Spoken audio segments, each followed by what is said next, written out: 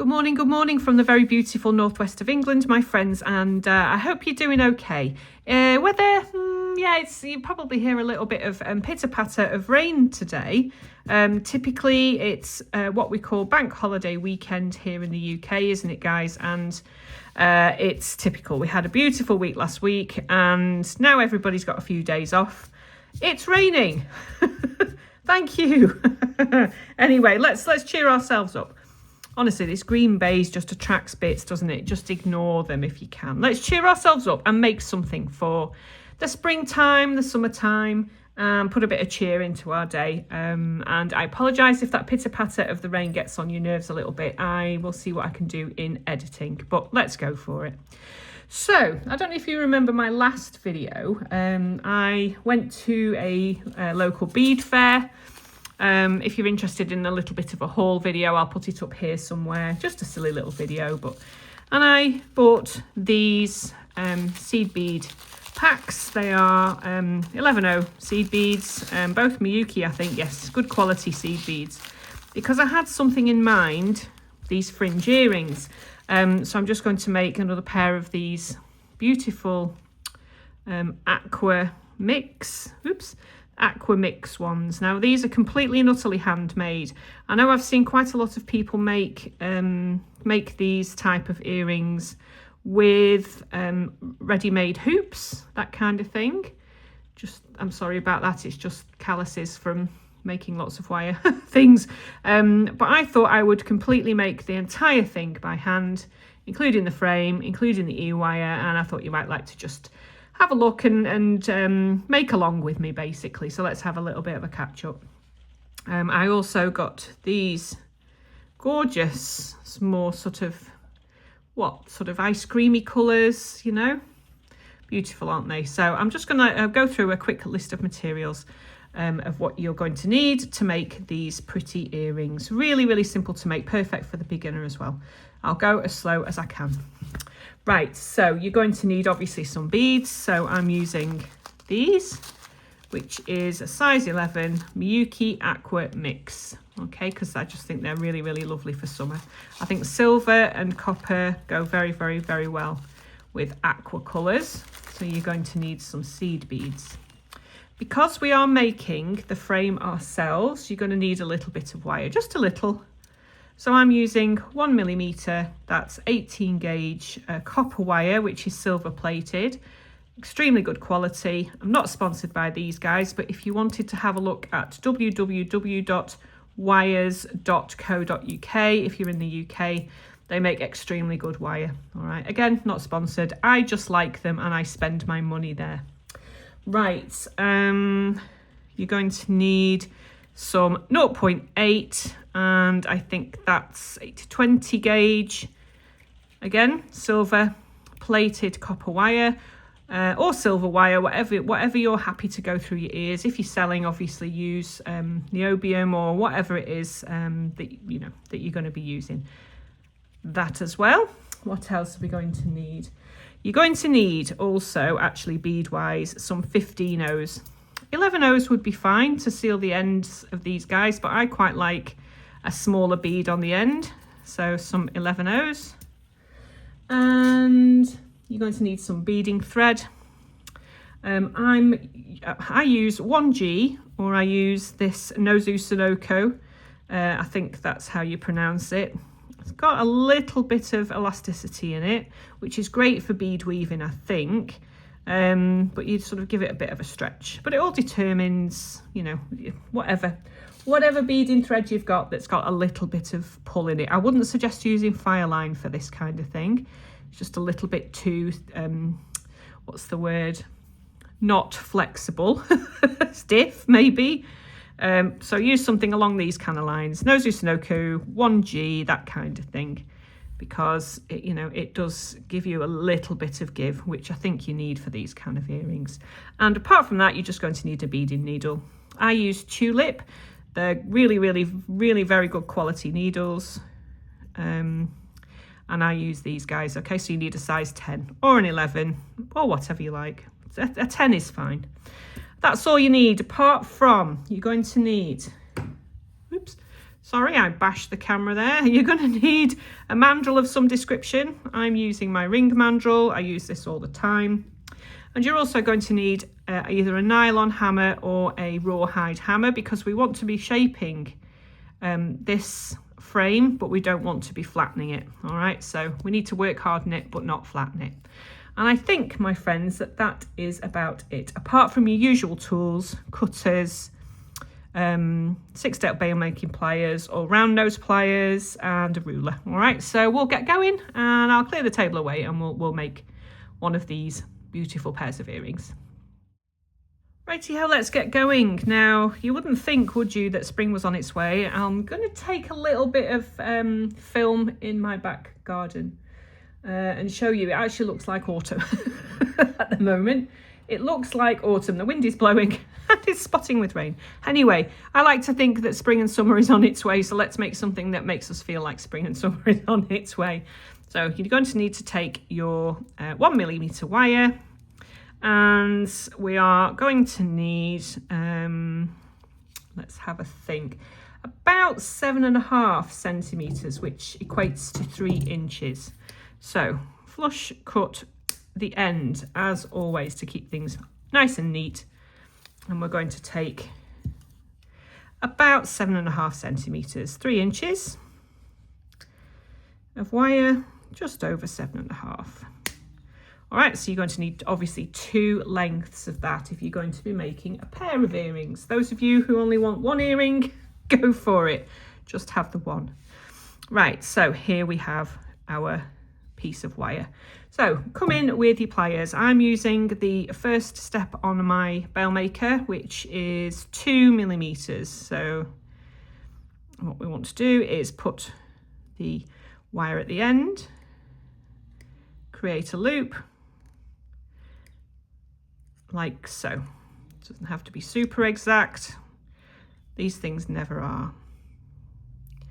And then again on the other side, in the same direction, again, bend it over. That's how I do mine. If you want to come in with your pliers and do it in a professional fashion, that's entirely up to you.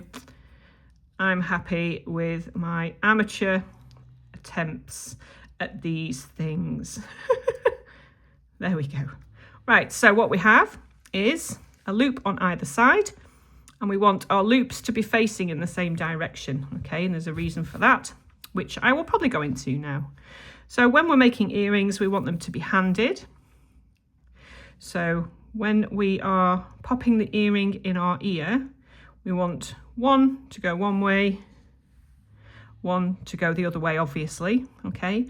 Because the sewing, the sort of beading that we're going to be doing is what I call on the back of the earring.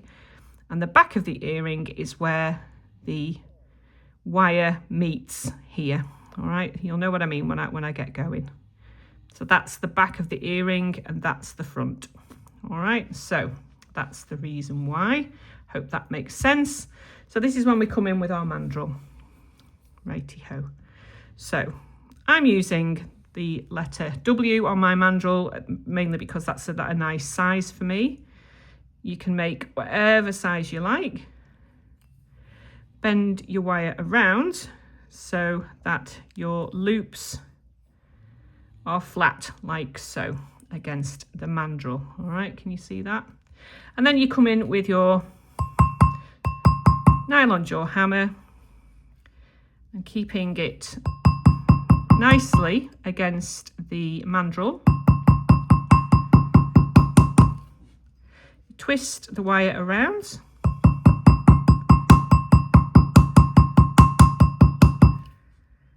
All the way round.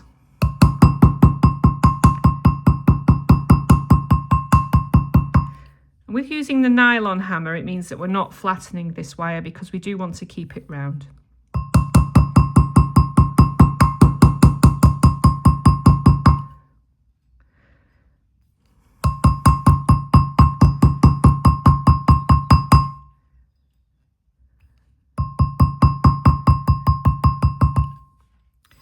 Okay, so this is what we have here. Now, the reason why we use a nylon jaw hammer, like I say, is that we don't want to hammer it flat, but we do want to work hard on this wire because it needs to be relatively stable, like so. All right, so as you can see here, we've got our loops at the top. What we want to do now is straighten these loops up. So come in with a decent flat plier. Now, I use these all the time. These are Tronex 521 needle nose. I do get asked about these a lot, and as you can see, they've had a lot of use. All right, so they're number 521. So pop your plier just after where the loop ends and bend that upwards like so, and do the same on the other side like so. If you have to just readjust it slightly, you can do, but this is the kind of thing that we're looking for, like so. All right, so as you can see, we've got the loops standing up proud, and we've got these loops ending and meeting here. So that's the front side, and that's the back side where the end of the wire is. Okay, and that's relevant for when you make a pair. All right, so the next thing we want to do, we'll do these now because it's relevant. So you want to take again your wire and cut off about 3 centimeters like so, and cut about 3 centimeters off like so. That's it. Might as well do this now and then it's done. Take your first step and make a loop like so, and then with the wire, with the loop facing you, you want to butt up on your plier here, and then just make a hoop, sorry, not a loop, a bend like so, so that it looks a little bit like that. And then what I do is just flush cut the end, and then give it a little, you know, what's the word I'm looking for? A file with your emery board, which I don't have at the moment, so we'll dispense with that part of it. And then just put a little angle on it like so. So when we attach that to that, that's what, you know, that's what that will do, is fit into that other hole. All right, so we'll leave that for now. That's you need, obviously you're going to need 2 of those. Right, so let's get going with the fun part. Okay, so you're going to need some seed beads. I like these beautiful Miyuki seed beads. I'm just going to bring in my little mat here, if that's okay, and pour out a few of these like so. Okay, so what we need to do is let's string our beading needle. I should have already done that. That's not going to be long enough, so I shall get some more. I'm going to use a Nozu Sunoku. I think that's how you pronounce it. And you want, I don't know, what's that, about 50 centimetres, something like that. You need a decent amount. You don't want to run out because that's really irritating. And what I do is just give it a little bit of a stretch out first, take some of the elasticity out of it. It just makes life a little bit easier. Great stuff is this. There we go. Let's see if I can. Let's have a look if my eyesight will serve me correctly. Yes, I did it first time. There we go. Wonderful. So you just thread your needle. So hopefully with the darker background, you're going to be able to see what I'm doing here. Just move this back just slightly. Right. So I work from right to left. If you're left-handed, obviously just reverse what I'm doing, left to right. You want to just tie this little piece of thread onto your earring base with a double knot. Double knot should be sufficient. If you are really paranoid about it coming undone, you know, double, triple knot, surgeon's knot, whatever, let's put another one in. The knot actually does get hidden inside the bead, hopefully. So you should be good to go. So I'm going to give that a really good. Now I don't cut this part off yet, okay, mainly because just in case, and I've got a little bit left to weave in if I need to. So there we have it. So we've tied our thread on. Now I've done, I think 17. 1, 2, 3, 4, 5, 6, 7, 8, 9, 10, 11, 12. Start again. 1, 2, 3, 4, 5, 6, 7, 8, 9, 10, 11, 12, 13, 14, 15, 16. Yes, 17 as I thought. So we want to attach 17 beads to this little section, this little thing here. So what we do to start, we just take 2 beads. So I'm going to grab 2 seed beads. Okay, now I'm going to try and do this in focus. So hopefully with a darker background, it should be good. So what we need to do now is to lay these 2 beads flat against the wire frame, which is a little fiddly to start with. And every time we attach a bead, we want the thread to come behind, okay, and then back underneath, and then through the bottom of the bead, like so. You see that? Now don't worry, it is a little fiddly to start with. I don't want you to be worried about it. If I can do this, then you definitely can. So this bead will want to stick up a little bit like that. All right, don't worry about that bead, because at the very end that bead sits down nicely, promise you. All right, so you want to start about here along your wire. So that's the first bead, the first 2 beads done. So we want another 15 of these. So I put my fingers here, tug that tight. So let's take another bead. So let's just grab a bead, pull it down your thread. So we want that bead to sit next to the other 2. So behind the wire, up through, let's get rid of that bit of baize there, very annoying. Okay, try and do it so that you can see what I'm doing. So this thread is down here, that needs to come up through the center and through that bead, like so. So as you can see, that's the 3rd one on. I'll do a couple more, and then when I'm editing, I'll come in real close if I can. So take another bead. Let's get, I don't know, one like so. Looks better if you have different, different beads all the way along. All right, so keeping these nice and stable. This thread behind. As you can see, when you pull this thread behind, that bead wants to sit in the correct place.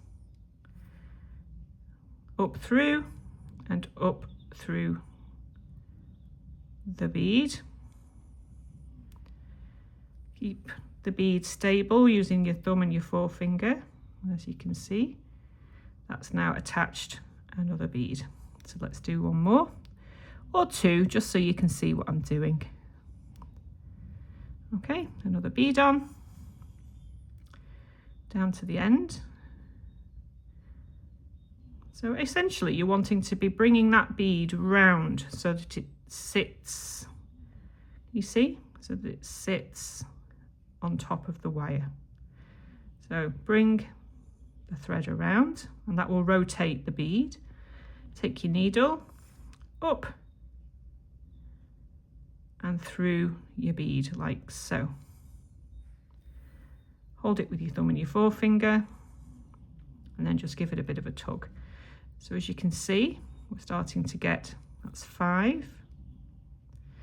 Do you one more, bead on, okay, pull the thread to the right or the left, whichever handed you are, And as you can see, that bead turns. Okay. Up through and through the bead. Hold the bead with your thumb and your forefinger. There we go. So let's just do one more and then we'll move on to the next stage. So bead on, let it drop down, thread behind, so the bead sits on top of the wire, up through and up through the bead, like so. All right, so there we have it. So you want 17 of those, and we'll meet back when you've got 17, okay? So I'll see you in a few. Right, we're back. So hopefully you have now got 17 beads on your frame. So as you can see, it's a little offset, isn't it? So don't worry, just literally move them down a little bit, move them around a little bit if that's the case. They move okay. Just make sure, there we go, that everything is happy, in line, back a little bit. There we go. How's that? Does that look all right? Yeah, it's not too bad, is it? Yeah, maybe just a slight touch further that way. There we go. Right, so as you can see, we've now got our beads attached. So we have 17. What we want to do now is we want to start making the fringe, like so.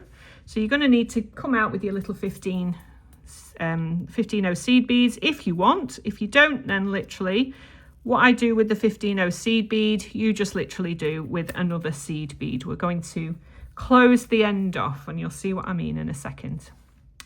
Right, so do you remember me talking about front and back? So as you can see here, this is where the wire meets the front of the wire. So I consider this to be the back side. So in my right earring, this would be the back. In my left, that would be the back. So we'll just do the right earring. So I'm going to work from this side. So your tail should be on the left and your working thread should be on the right.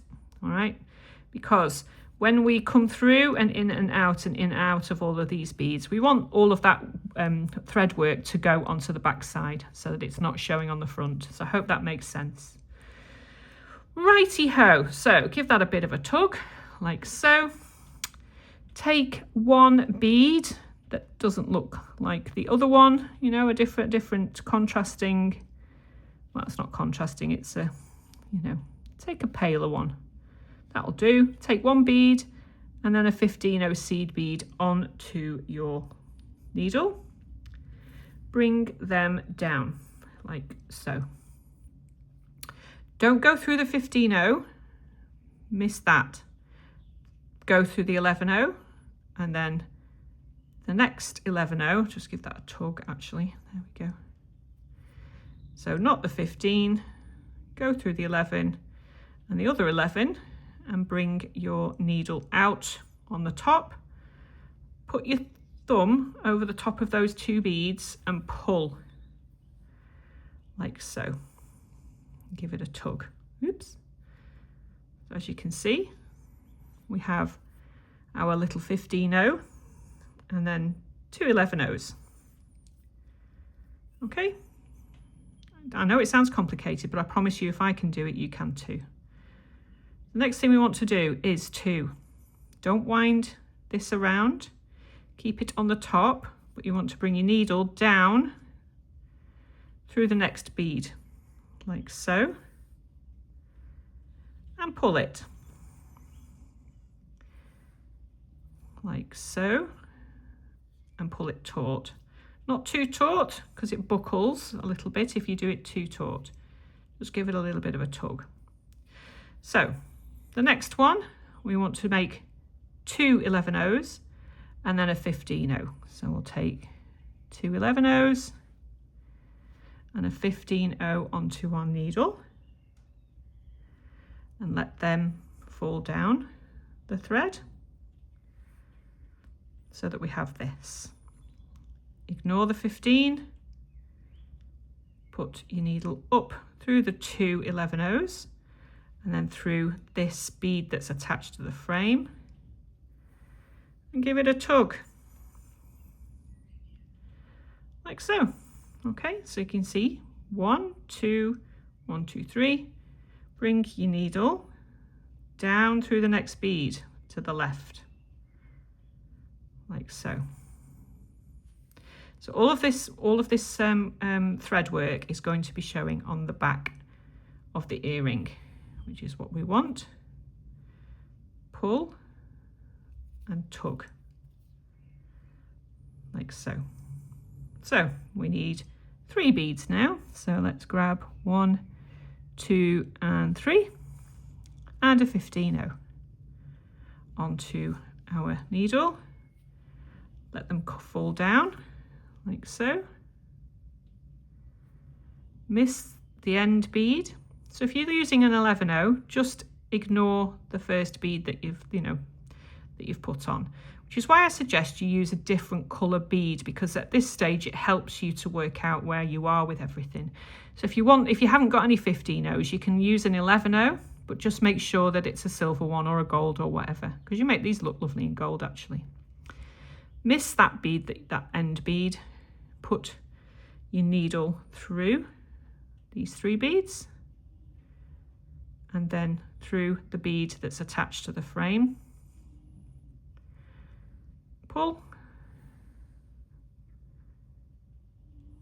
and as you can see, this bead stops everything from falling off. All right, give it a bit of a tug. Back through the next bead like so. Pull. You do this nice and slowly, things won't get tangled up, and it's also really therapeutic. So don't do this at speed unless you really want to. But if you're like me and you like making things for therapy purposes and therapeutic purposes, just do it nice and slowly. Take deep breaths whilst you're doing it. Remind yourself how lucky you are to have what you have in life, I think. Don't you agree?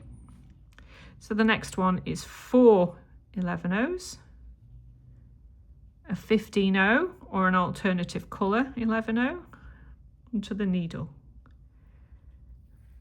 Let them fall down. So you just basically keep going along. Miss the first bead, up through the bead that's attached to the frame, and then pull. Give it a bit of a tug. Now, because we're using a thread that has a little bit of give in it, if you do happen to pull these a little bit tight and they sort of look a bit funny and a little bit skew whiff, as we call that, skew whiff, that's a northern term. If they look a bit sort of wiggly wobbly, don't worry, because you can gently pull the thread when everything's all finished. So don't panic too much. Okay, down through the next one and pull through nice and slowly like so. Get rid of that guy there. Okay, so obviously 1 2 3 4, the next one we're going to need 5 beads. 1 2 3 4 and 5, and then what I call an end bead, this little 15-0 silver. All right, so all the way down like so.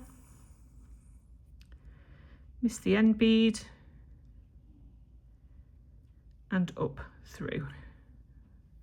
It really is as simple as that. Now, I like working with seed beads. I think they're really, really pretty and versatile. You can make all sorts of things with seed beads.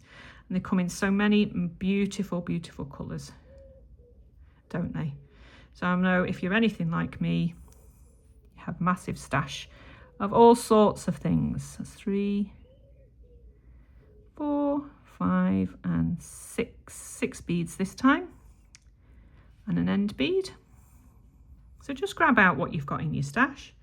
You don't have to go and buy anything. I'm sure you must have 11 O's. Certainly 11 O's in your stash. Okay, through that bead there, like so, and then pull. So just literally get out your stash. I'm going to be making a pair of rainbow ones because I love the colours of the rainbow. So bright and happy and cheerful. So, and again, I've used 17 here. So we keep going around here until we get to the middle, which is 9 beads. And then we start to reduce. All right, so 1, 2, 3, 4, 5, 6. So we want 7 here. So if you're bored of this part here, obviously just fast forward if you want. If not, then let's have a chat. So that's 6 and 7. There we go. So I find this really, really therapeutic. It's so nice to just sit somewhere quiet and just separate yourself from the cares of the world for an hour or two. Make something very beautiful. Okay, and I suggest you do the same. There's something very, very calming and very therapeutic about crafting. It doesn't matter what craft you do. I mean, I do quite a few different crafts, but I just think it's very, very calming. And look how, you know, we can make this, and every time we pull our thread through and back through, I like to have some nice happy thoughts. Think about all sorts of things. How lucky I am. Even though I've got a very difficult life. 1, 2, 3, 4, 5, 6, 7, 8. I do try and remember, you know, that I do have lots of love and lots of friends and family and people who love me and that I love in my life. So this is a good chance and a good opportunity to sit down and remind ourselves of these things. Right, so I'll just come through this one here. Obviously it's slightly difficult because I'm doing it through the camera. It'd be easier when you do it in front of your own face and your own eyes. So I'll just do this last one because we need to come to the center like so. And we need 9 beads and then an end bead. All right, so I'll do this one. So 1, 2, 3, 4, 5, 6, 7, 8, and 9. An end bead. Let them fall down. And I'll see if I can do this through the camera without messing it up. There we go. Back through. So that's our center one, okay? The 9th one. And then we want to start reducing now. So as we've done 1, 2, 3, 4, 5, 6, 7, 8, 9, 8, 7, 6, 5, 4, 3, 2, 1. So I'll meet you back here when we're at number 2. And I'll talk you through how to finish things off. All right, so I'll be back in a few. Right, how did you get on, my friends? Hopefully you did okay. And here we are back when we've only got the two left to do. All right, so through that bead that's attached to the frame. All right, and pick up 2 seed beads, 1 and 2, and the end bead. Bring those down. Oops. Through. Am I in frame, Sammy? Yes, honestly. Sorry about that. It's so hard to remember. All right, so we're on our last bead now. Can you remember how that one was a little bit wobbly at the beginning and it stood up a little? This is where your trust in me is justified, because when you put your last, needle through the last bead, it sorts it out. Look how it's pulled that flat. So have faith, my friends. 1 bead. 1 bead and your end bead. So we're pretty much back to the beginning. I've got a little bit too much thread there, so Be economical with your thread, unlike me, who's not particularly economical. Right, so here we have our frame with our little fringe attached to it. So what we need to do now is just to finish this off. So because you're on the back side still, remember the back side where the end of this loop is, what we want to do is pull that a little taut, pop your needle through the first bead. Not all of them, just that first one, and pull. So can you see how it's coming out of that first bead? Then we want to go back up the bead that's attached to the frame, ignoring the others, like so. Pull that, give it a tug. That should be sufficient. And then what you want to do, where there's a little thread, what's the word I'm looking for? Like a thread bridge. Can you see here how we've got a bridge of threads? Pop your needle under there, pull it through, but before you finish pulling it through, just make a knot. And then tug. If you want to do that twice, you can. I generally do. So bring it up under the bridge of thread, through the loop, give it a good tug, like so. And as you can see, because that's on the back side, we're not going to see that. So being very careful with your sharp scissors or your cutters, just snip the thread away, like so. I'm happy that those are secure because we did a triple knot at the beginning, if you remember. And there is our beautiful fringe earring. Now, little tip for you. If you're finding that these have been pulled a little bit too tight and they're sort of a little bit offset like so, which can happen, all you need to do is hold the beads attached to the wire and very gently just tug like so. Now, because this has got a little bit of elasticity in the thread, it stretches it out a little bit. So you have a nice, happy, even fringe. Isn't that beautiful? So let's come in with our little ear wire. Now, as I said before, you want to make these handed. So when you attach that way, that's going to be my left ear because the end of this wire is facing that way. And then the other one, you'll do it the opposite way so that will be the right ear and that will be the left ear. You'll know what I mean when you do it yourself. So I'm going to make this one my right ear. So I come in with, now you can either open this up. I suggest you give it a little bit of a tap, again with a nylon hammer, just to give it a bit of stability. Open up the loop.